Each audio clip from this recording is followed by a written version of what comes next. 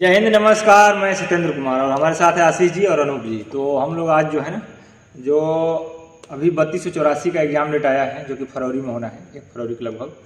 तो उसमें लगभग 1,32,500 समथिंग लड़के शॉर्टलिस्ट हुए हैं। तो उसमें क्या स्ट्रेटजी बनानी चाहिए? जैसे कि हम तो पिछली बार 1262 में टाइपिंग में फेल हो गए थे और इसमें भी दिए हैं, तो इस पर हम स्किप कर रहे हैं टाइपिंग, हमारा शॉर्टलिस्ट हुआ है।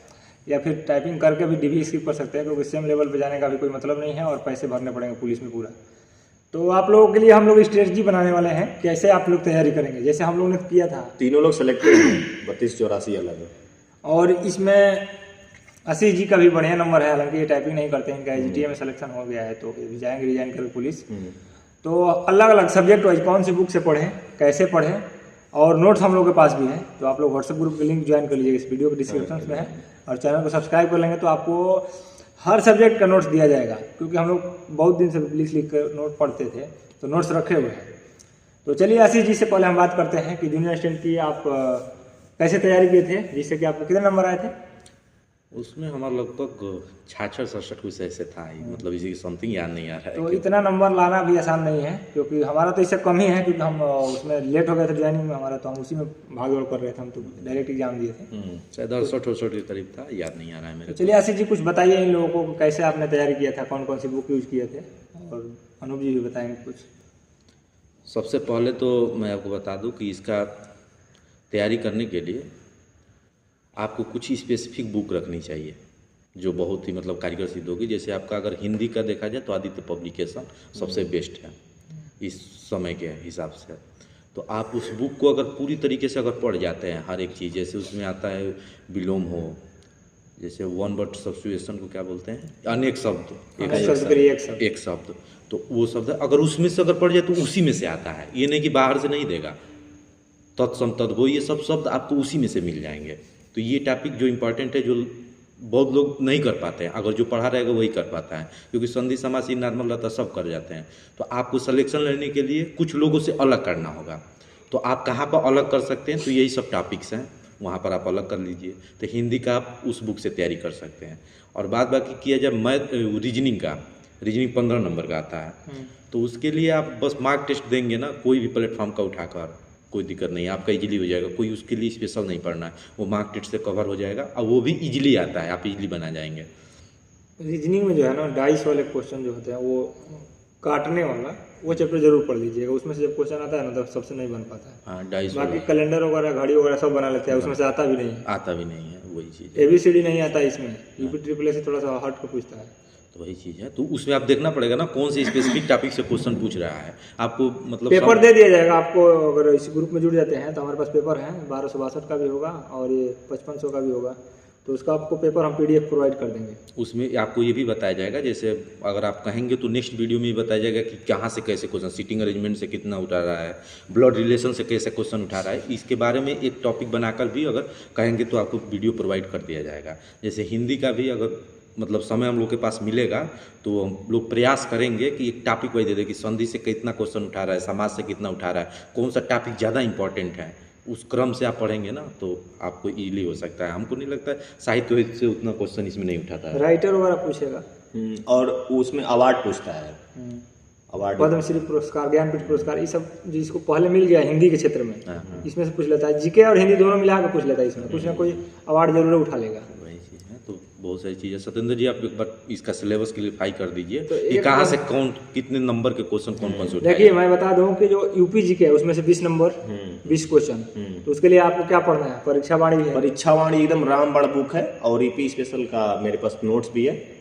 और एक जिला दर्शन की किताब आई है यूथ कंपटीशन की, तो उसमें जिला वाइज आप पढ़ेंगे ना तो टॉपिक कवर हो जाएगा। 75 जिला है, एक दिन में 2-3 जिला लिखिए, पढ़िए। क्योंकि 3 क्वेश्चन वहाँ से उठा रहा है हर एग्जाम में, यूपी ट्रिपल एसी के देखा जाए तो 3 क्वेश्चन वो आ रहा है। जैसे जिला वाइज पढ़ेंगे तो उसमें बारीकियां मिल जाएगी ना।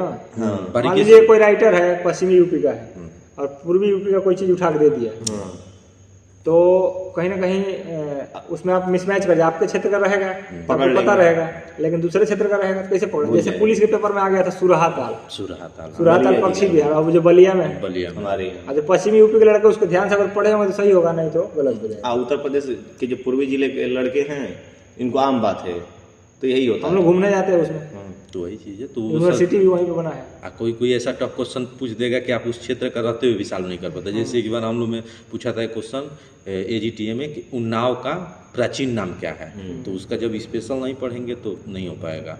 तो यहाँ पे यूपी स्पेशल हो गया, उसके बाद कंप्यूटर का 15 क्वेश्चन आते हैं। अब कंप्यूटर थोड़ा डीप से पढ़िए, क्योंकि डीप पहले से। जैसा नहीं है कि शॉर्टकट वो तो उठा लिया। वो देखिए कंप्यूटर का हम बता दे रहे हैं, वो आपका कंप्यूटर आपका समझ अगर विकसित है तब भी आप कर पाएंगे, अदरवाइज नहीं कर पाएंगे। वो पहले का ज़माना नहीं रहा कि CPU में कितने कीज हैं, कंट्रोल प्लस F1 का पूछ दिया, F2 का पूछ दिया, इतना नॉर्मल लोग क्वेश्चन नहीं उठा रहे। इतना तो 4 ऑप्शन दे रहा है, उसमें एलिमिनेट करो। 5 ऑप्शन हो गया। 5 ऑप्शन मतलब 4 वो दे दिया, एक इनमें से कोई नहीं, इनमें से कोई नहीं देकर वो भी मतलब दिक्कत पैदा कर रहा है। तो ये है, और उतना लंबा उसमें कथन निष्कर्ष से भी क्वेश्चन दे रहा है कि 1-2 टॉपिक करके। तो जब तक डीप नहीं पढ़ेंगे अदरवाइज कुछ नहीं होगा।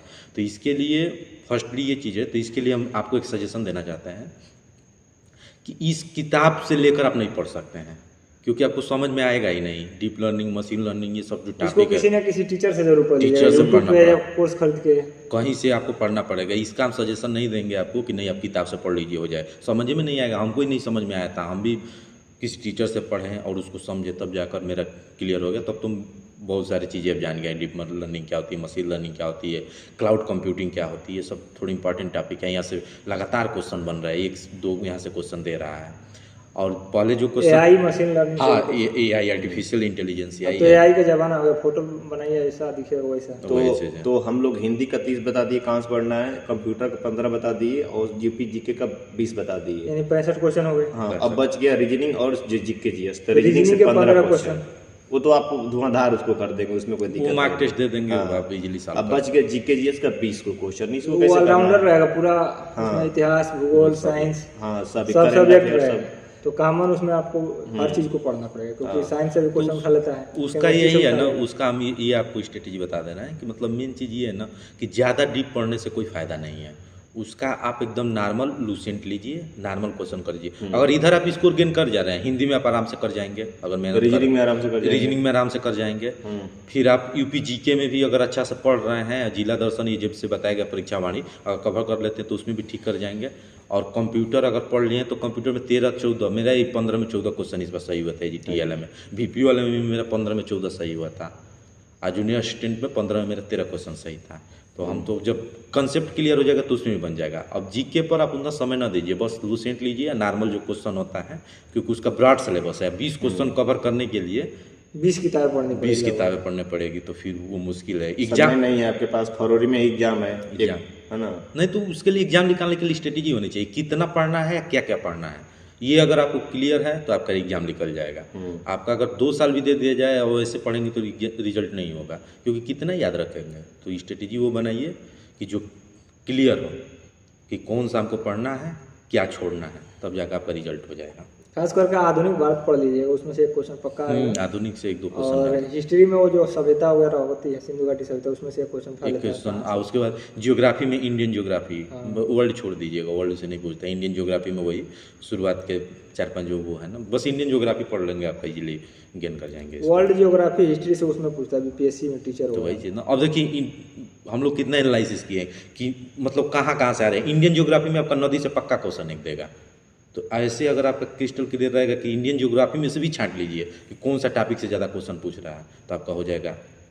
तो हम लोग फिर मिलेंगे अगली वीडियो में। आप अपने सेहत का ध्यान रखना।